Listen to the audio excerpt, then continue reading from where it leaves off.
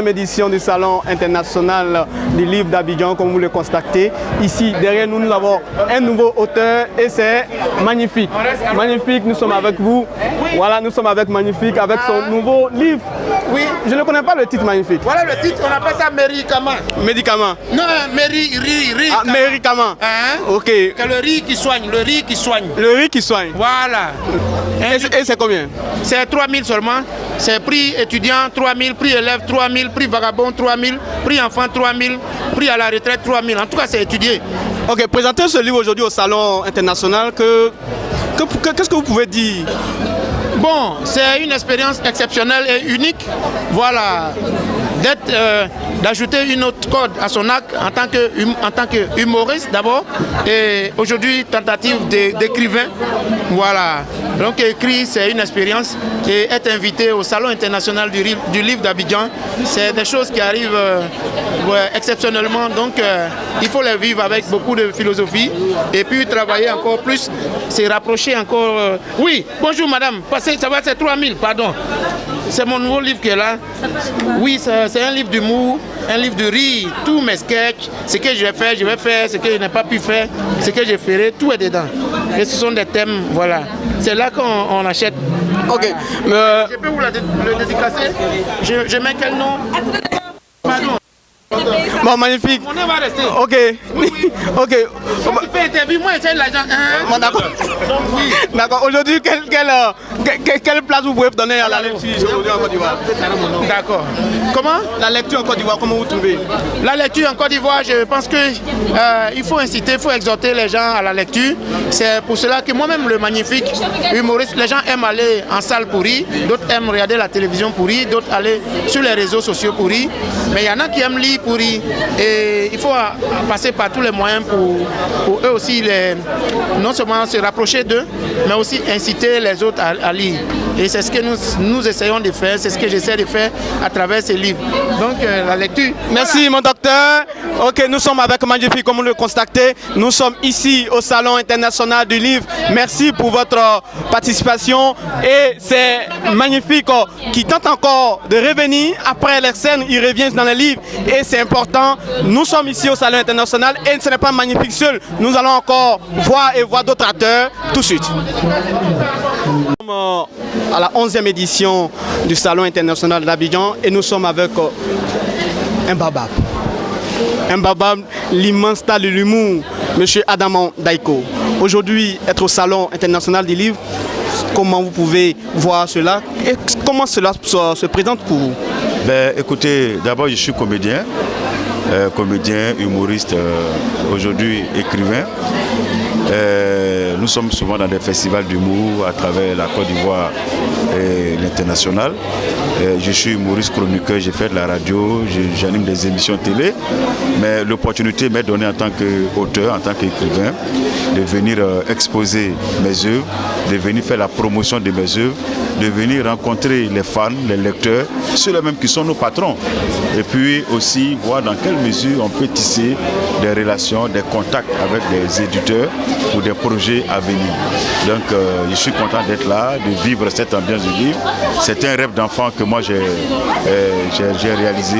Je rêvais d'être écrivain quand j'étais très jeune et Dieu m'a permis de faire jusqu'à 5 livres et me voilà aujourd'hui à mon 5e livre, le chef, je veux gouverner la France pour mieux comprendre l'Afrique. Ok, monsieur Adaman Daiko, je veux mieux gouverner la France pour mieux comprendre l'Afrique. Monsieur Adaman Daiko, sur la scène aujourd'hui dans les livres, ce passage, comment vous pouvez expliquer cela? Non, ce n'est pas un passage, je veux dire que c'est dans l'ordre normal des choses parce qu'avant d'être sur scène, il faut écrire. Avant d'être sur scène, nous écrivons nos textes et ce sont ces textes-là que nous proposons dans les livres. C'est pour dire que si vous avez aimé Adaman Daiko dans un spectacle et que demain vous voulez par exemple prendre le temps de lire et de comprendre ces spectacles à travers les textes, mais les textes sont à disposition. Heureusement, malheureusement, ce ne sont pas tous les textes que nous jouons qui sont dans les livres. Il y a des textes inédits. Adama Daiko a écrit des textes qui ne sont pas forcément programmés pour des spectacles. Donc c'est ainsi que nous invitons les lecteurs à visiter nos œuvres, à mieux comprendre ce que nous dégageons comme énergie lorsque nous voulons leur faire plaisir.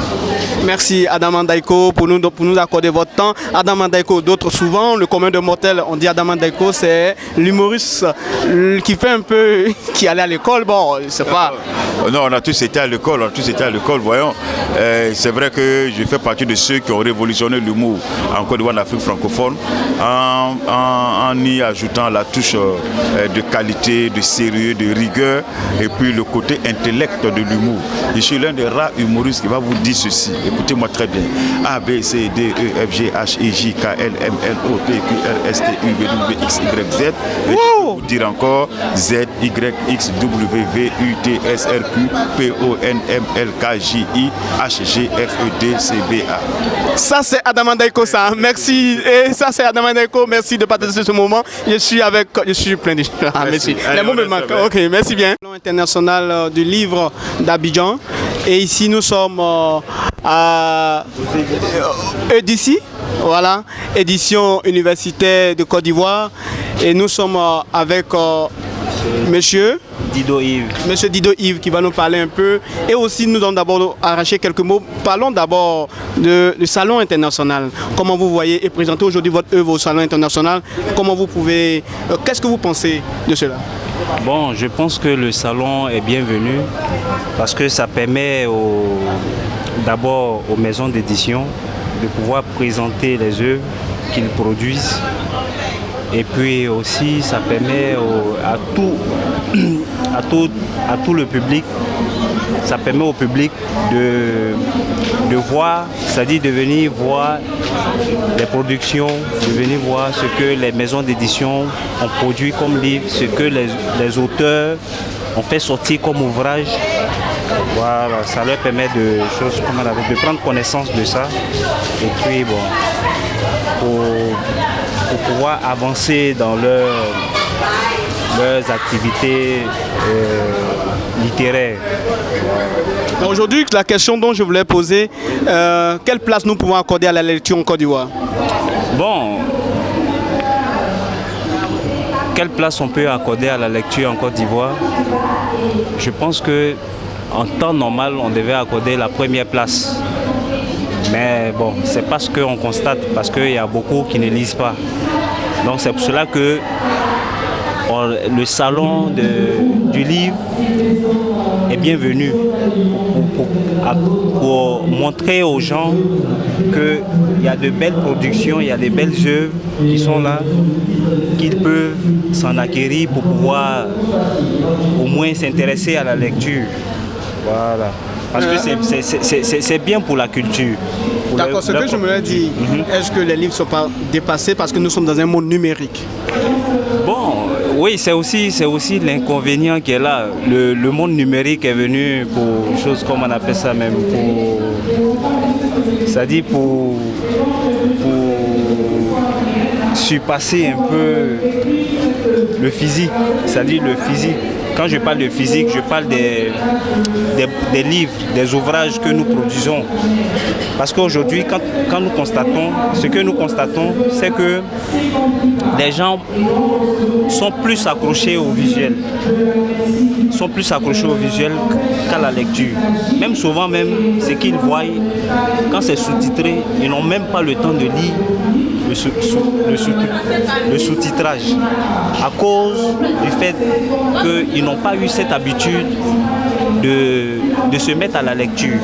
Voilà. Et ça fait que aujourd'hui, on constate que les Ivoiriens ont du mal à s'exprimer, ont du mal à avoir des connaissances. Quand on leur parle par exemple des choses d'actualité, ils ont du mal à trouver des réponses à cela. Voilà. Et quelle solution vous envisagez alors? Bon, je pense que c'est pour cela qu'on organise ce genre ce genre de salon pour pouvoir présenter des documents, pour pouvoir présenter des ouvrages et leur montrer l'intérêt de s'en procurer et puis de se mettre à la lecture. Merci d'avoir nous accordé votre temps et merci, nous sommes sur RTGO, c'est une nouvelle chaîne, une télévision web et votre mot de fin? Bon, merci à vous parce que c'est grâce à vous qu'on a pu quand même s'exprimer par rapport au salon et puis bon, et demander aux gens, aux personnes qui s'intéressent à la lecture et à ceux qui ne s'intéressent pas à la lecture de plus